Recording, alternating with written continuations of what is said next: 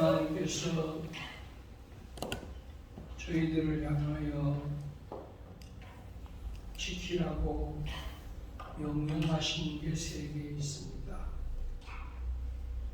그 중에 하나가 맥추절입니다. 맥추절기는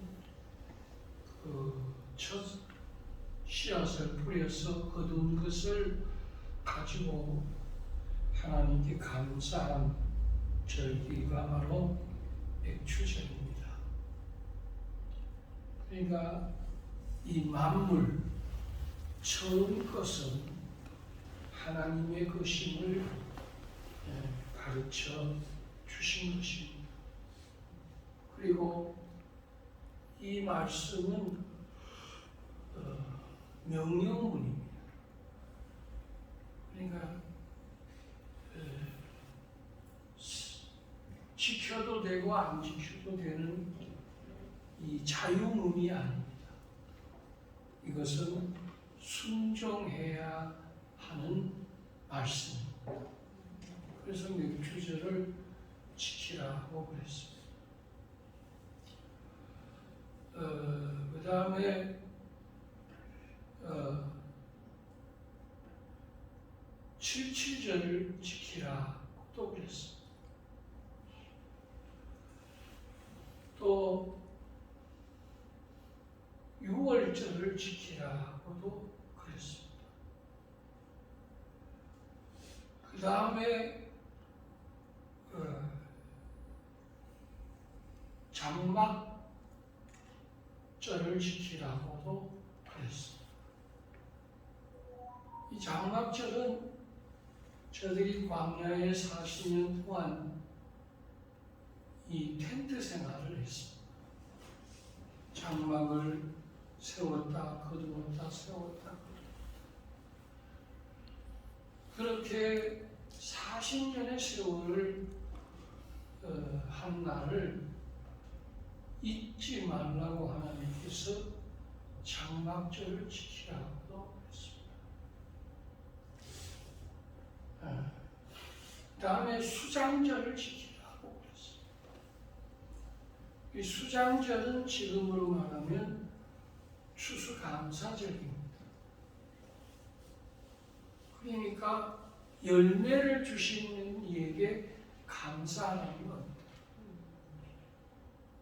우리나라가 이렇게 복을 받는 것은 이 추수감사절이기 때문에 그렇습니다. 알고 보면 여기에 많은 성도들이 사랑의 수고로 통해서 배추, 무, 메론, 바나나, 사과, 배 이 귀한 열매를 가지고 아버지 앞에 나와서 경배하라고 그랬습니다. 그게 거룩한 예배였습니다. 그래서 추수감사절에는 하나님께서 특별히 빈손으로 보이지 말라고 그랬습니다. 근데 이것도 여러분 하나님의 명령이었습니다. 우리가 잘 아는 대로 신앙에 경건한 사람들이 메이플라워를 타고 겨우 미국에 도착합니다. 많은 풍토병으로 죽고 굶주림으로 죽고 인디언의 공격으로도 죽고 겨우 한 100 넘는 무리들이 아메리카 대륙에 도착을 합니다. 저들이 도착해서 제일 먼저 한 게 바로 학교였습니다. 회당이었습니다. 그래서 아이들을 가르치고 그 다음에 두 번째 한 것이 이 감사절이었습니다. 그 농사 지은 것을 아버지 앞에 가지고 나오고 신명기에도 보면 출애굽기에 또 보면 하나님 앞에 그 열매를 광주리에 담아 가지고 와서 예배를 드리라고 그렇게 말했어요. 우리 뭐 농사를 안 지으니까 또 우리 농사 지은 우리 참 최근사님은 이렇게 배추무를 했지만 농사를 안 지으니까 농수산물에 가서 많은 열매들 중에 여러분의 마음에 감동한 대로 준비를 해가지고 이렇게 쌀도 드리고 여기 보리쌀도 드리고 뭐 고구마도 드리고 여기 아주 풍성합니다. 오늘. 이렇게 드려서 아버지 앞에 드리는 절기가 바로 이 수장절 또 맥추절이기도 하죠. 근데 맥추절하고 수장절은 좀 다릅니다. 근데 하나님께 이렇게 드리고 하나님을 경배하는 것. 하나님은 이 제사를 기뻐 받으시고 저들에게 축복하신 것을 볼 수 있습니다. 어떤 복을 내리느냐? 하늘의 그 비의 축복을 내립니다. 이 날씨의 축복은 하늘에 있습니다. 여러분, 그 하늘에 도우심이 있지 아니하면 어느 지역에도 열매를 맺을 수가 없습니다.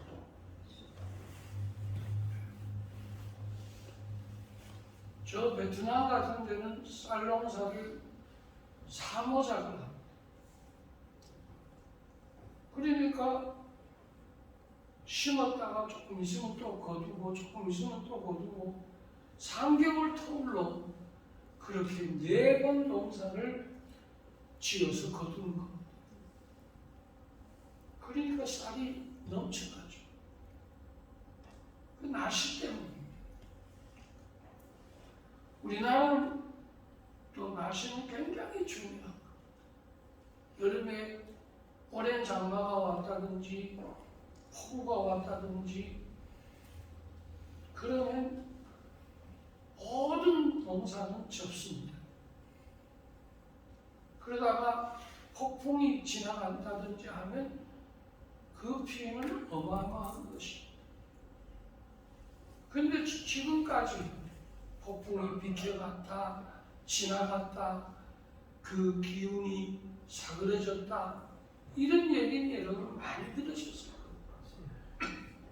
이거 왜 그러냐 하면 하나님께 기도했기 때문에. 왜 그러냐 하면 감사 절기를 드렸기 때문에. 그래서 이 구약 성경에는 이 감사라는 말이 100번 이상이 나옵니다. 히브리어로는 야다라는 말을 썼습니다. 야다라는 말은 찬양이라는 말하고 같습니다. 그러니까 하나님께 감사 찬양하는 것. 감사 찬양을 해야 땅이 소산의 열매를 얻기 때문에 땅이 복을 받습니다. 여러분, 땅이 복을 받는다는 얘기를 많이 들으셨을 것이에요. 여러분, 우리나라는 땅이 복을 받은 축복의 땅입니다. 그게 구약 성경은 젖과 꿀이 흐르는 겁니다. 우리나라 땅은 젖과 꿀이 흐르는 땅입니다. 원래 배추, 무가, 원래 여러분 감이 얼마나 많이 가요. 여러분, 감 홍수를 이루었습니다. 진짜 감 홍시가 됐어요. 귤은요, 그저께도 제가 우리 식구들이 목사님 저는 예물로 할게요. 그래서 귤 사러 갔는데 세상에 여러분 세 박스를 샀는데 3만 원을 줬어요. 귤이 얼마나 오늘 뭐 가실 때 받아가시겠지만 귤이 얼마나 맛있는지 한 상자가 여러분 10,000원, 8,000원, 13,000원 이런 것도 있는데 5,000원짜리도 있어요. 그거는 조금 너무 크더라고요. 그래서 그거는 안 샀는데 정말로 여러분 넘쳐. 저는 그걸 들 때마다 열매를 주신 이에게 감사합니다. 한번 따라해 보겠습니다. 열매를 주신 이 열매를 주시니 감사하자. 감사하자. 예. 열매를 주시는 이에게 감사하자. 하나님 감사합니다. 여러분 드실 때 돈 주고 사 먹는다고 자꾸 그러지 마시고 하나님 이 열매 맺게 해주신 거 감사합니다. 그 기도를 꼭 드리십시오.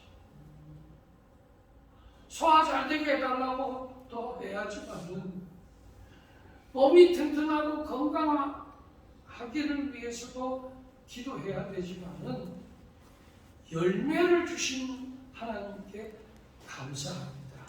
하고 드십시오.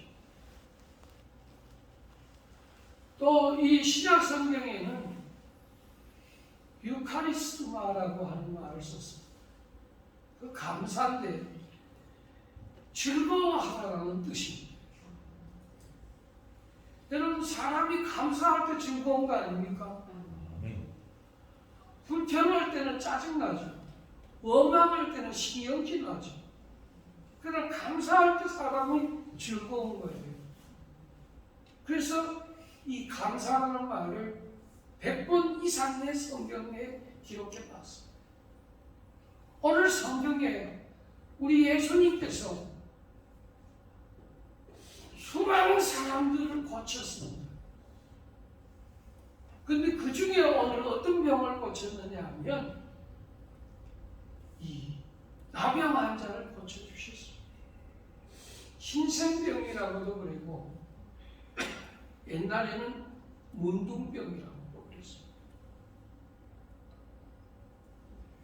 근데 이 병이 왜 무서우냐 하면 첫째는 전염성이 있습니다.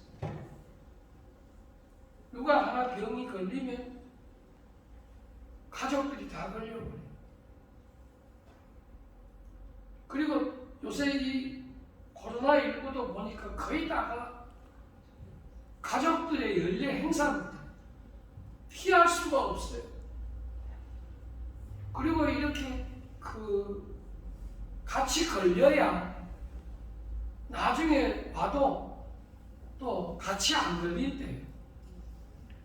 그러니까 한번 요새 코로나 걸린 사람들을 가지고 유명하다고 이렇게 얘기해요. 이거 뭔 뜻인지 모르겠는데 하여튼 유명한 말로 표현을 했어요. 그만큼 활동적이라는 거. 그만큼 많은 사람을 만났기 때문에 대단하다는 거예요. 움츠리지 아니하고 각계각층의 사람들을 만나고 열심히 뛰다녔기 때문에 그건 부끄러운 병이 아니라 그렇게 표현을 하더라고요. 그래서 온 가족이 다 걸리는데 7만 명에서 이제 5만 명으로 4만 명으로 이제 또 다 걸리나 봐요. 지나가나 봐요. 그래서 우리 식구들도 몇 주가 못 온 식구들도 있는데 하여튼 참 이 전염성이 있는 게 이 문둥병. 두 번째는 뭐냐면 이 문둥병은 살이 썩어 들어가는데 마디가 절단되는 병이에요. 이제 손마디가 끊어지고요.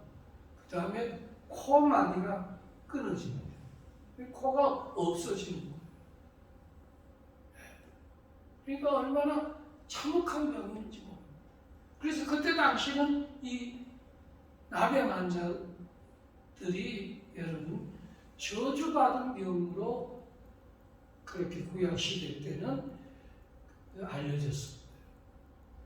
그러니까 사람하고 격리되어서 살기 때문에 어느 으슥한 굴이나 어느 으슥한 곳에 모여 사니까 문둥이촌이라고 그랬습니다. 여기 백마장으로 넘어가는 길에 공동묘지 쪽에 이쪽도 문둥이촌이었다. 저기가 적시다병원 저쪽도 여러분 나병 환자들이 모이고 살았다는 것입니다. 라고 얘기를 하더라고요. 제 고향에도 보면 그 문둥이 되신 분들이 사는 분들이 있어요. 제가 소락도도 가보니까 그렇게 여러분들 격리해 아무 사람도 만날 수가 없어요. 자, 그랬던 이들에게 희소식이 왔어요. 뭐냐면 예수라는 분의 소식이었어요. 예수는 하나님의 아들인데 우리의 모든 짐을 벗겨주시고 우리를 낫게 해주시기 위해 오셨다는 거예요.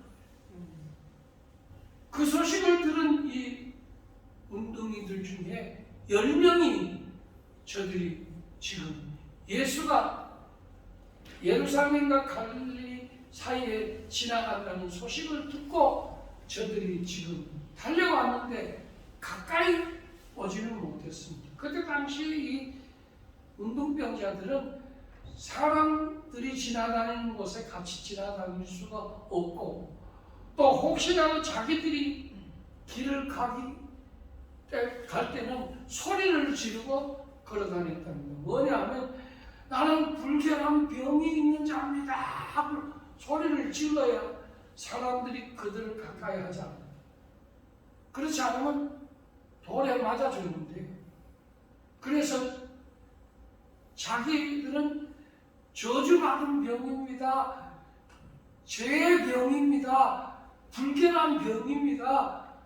하고 자기를 신분을 그렇게 표현을 하면 그때서야 사람들이 지나가도록 허락해 줬다는 거예요. 그러니 여러분 그 병에 참혹하고 말할 수가 없는 것입니다. 그런데 예수님이 지나간다는 소식을 저들이 듣고 나서 소리를 질렀습니다.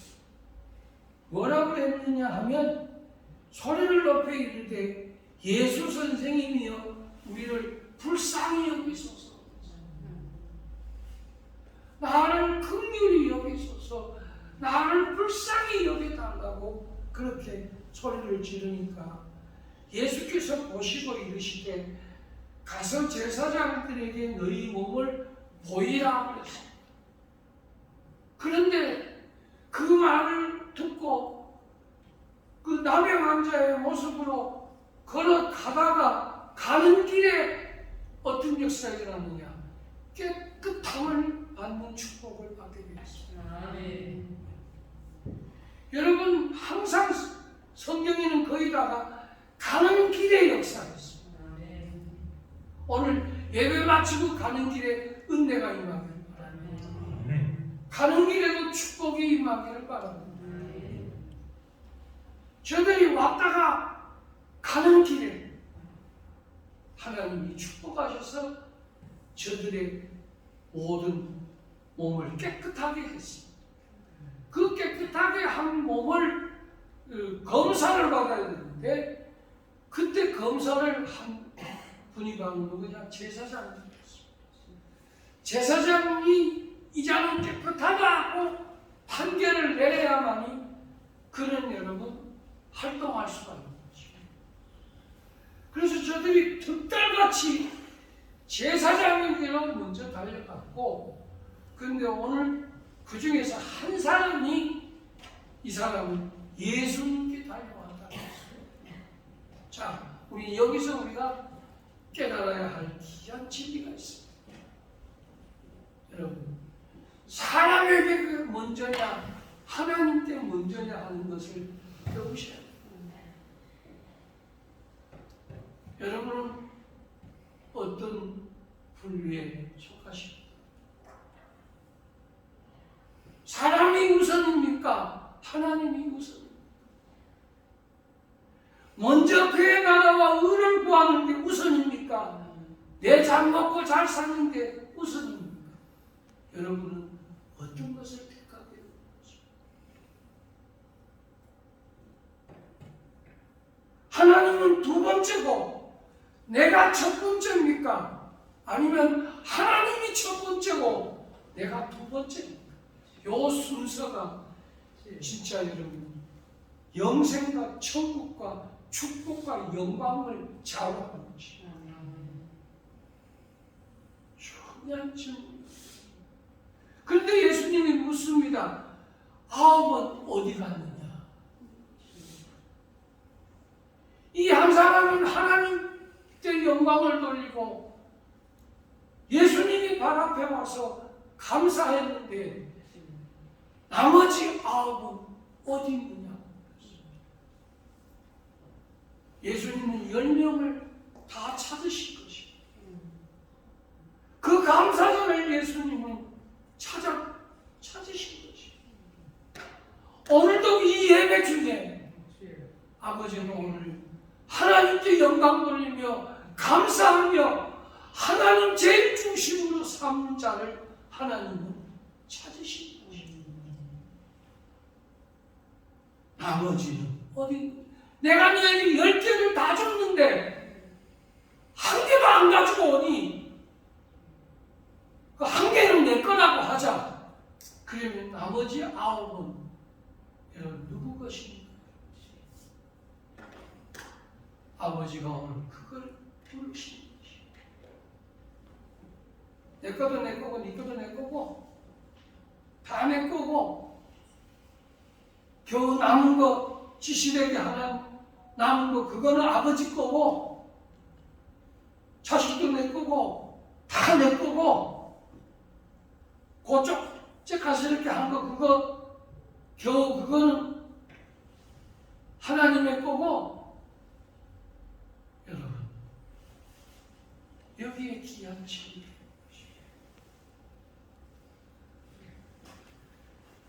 예수님은 이 감사한 사람에게 이 사마리아 사람이라고 그렇게 성경은 써놨습니다. 이 감사한 사람에게 예수님께서 오늘 더 큰 감사를 그에게 영원한 감사를 그에게 주셨습니다. 그게 뭐냐 하면 그에게 이르시되 네 믿음이 너를 구원하였느니라. 영원한 구원의 감사를 그에게 주신 것입니다. 여러분 아버지께 감사하면 감사의 조건이 꼬리를 물고 일어나게 되고 감사하면 누르고 흔들어 감사의 축복을 부어주신다는 이 진리를 저와 여러분들은 믿고 아멘하십시오. 하나님께서 큰 축복의 문을 열어 주실 줄로 믿습니다. 하나님 감사합니다. 이 모든 신분을 주신 하나님께 감사합니다. 오늘 감사하는 영이 여러분의 가정에 가득하기를 바라고 그리고 아버지가 그 감사절을 찾으신다는 것을 기억하시고 그리고 감사하는 자에게 주신 이 축복 오늘 다 받아 가지고 가시는 추수감사절이 되기를 예수의 이름으로 축원합니다.